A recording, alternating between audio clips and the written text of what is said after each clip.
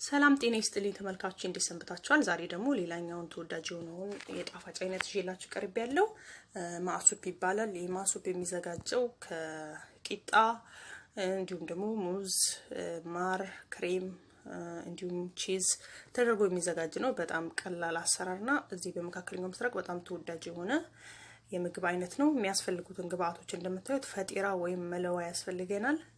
ቺደር ቺዝ አለ። እንዲሁም ቂሽጣ ወይም ክሬም ያስፈልገናል። እንዲሁም ሙዝ እንዲሁም ደግሞ ማር ያስፈልገናል። በመጀመሪያ የምናደርገው ፈጢራውን ቆራርጠን በምግብ መፍጫ እንፈጨዋለን። ጎላ ጎላ አድርገን በጣም ሳናደቀው ይሄንን እንፈጫለን። ወይም ደግሞ ማሽን ከሌላችሁ በእጃችሁ ደቀቅ አድርጋችሁ መፍጨት ትችላላችሁ። በመቀጠል ደግሞ ሙዙን ልጠነው በጣም ያልበሰለ በጣም ጥሬ ያልሆነ ሙዝ ያስፈልገናል።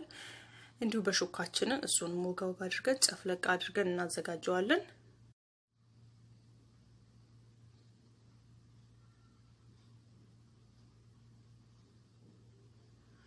ይሄን ይመስላል። በመቀጠል ቅድም እንደነገርኳችሁ ፈጢራውን በማሽኑ ሸርከት አድርጌ ነው የፈጨሁት። እንዳያችሁት ጎላ ጎላ ብሎ መፈጨት አለበት። በጣም ካደቀቃችሁት ከሙዙ ጋር በምትቀላቅሉበት ጊዜ ገንፎ ይሆንባችኋል። ስለዚህ በጣም ጎላ ጎላ አድርጋችሁ ፍጩት። ከዛ ቅድም ፈይተን ካዘጋጀነው ሙዝ ጋር አንድ ላይ እንቀላቅለዋለን።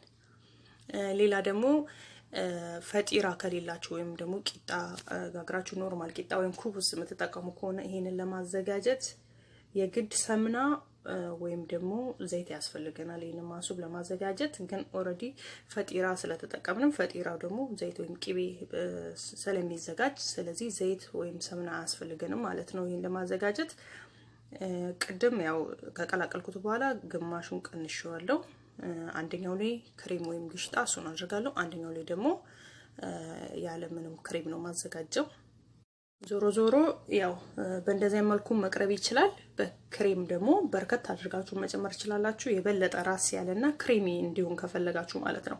አንደኛው ላይ ደግሞ እዚህ ቤት ቂሽጣ ማይበላ ሰው ስላለ ለብቻ ቀንሻለሁ። አንደኛው ላይ ክሬምና ማር ነው ማደርገው።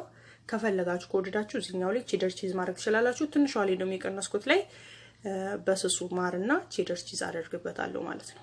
ይሄን ይመስላል። ማር በርከት አድርገን ነው የምንጨምርበት።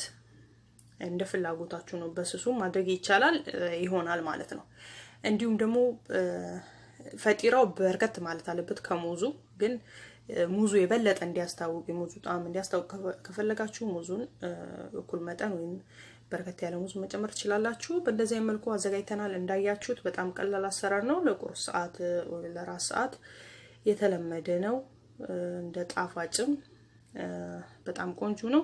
ትንሿ ላይ እንዳያችሁት በስሱ ማር አድርጌያለሁ። እንዲሁም ቼደር ቺዝ አድርጌበታለሁ። ትልቅኛው ላይ ደግሞ ማርና ቂሽጣ አድርጌበታለሁ። ይሄን ይመስላል። በመጨረሻ ሰርታችሁ ሞክሩት። ለኔ ደግሞ ያላችሁን አስተያየት ጻፉልኝ። በሚቀጥለው ደግሞ ሌላ ተመሳሳይ ቪዲዮ ይዤላችሁ ቀርባለሁ። በሚቀጥለው እስከምንገናኝ ድረስ ቻው።